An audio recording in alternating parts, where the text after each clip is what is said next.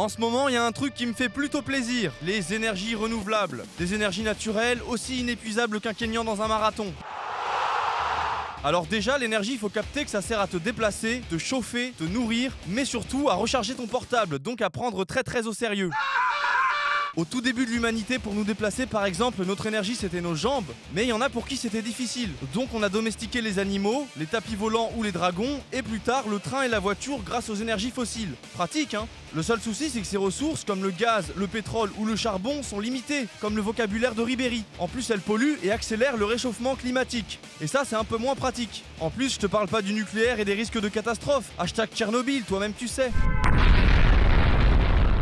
Mais, comme l'être humain sait quand même parfois se servir de son intelligence pour aller dans le bon sens, il a inventé toute une panoplie de techniques pour récupérer l'énergie dont les sources sont absolument illimitées. Le soleil, le vent, la terre et l'eau. Les éléments en fait. Alors il y a les éoliennes, il y a les panneaux solaires qui captent la chaleur du soleil, les barrages, Père Castor en parlerait mieux que moi, mais c'est en gros l'utilisation de la force du courant pour en faire de l'électricité.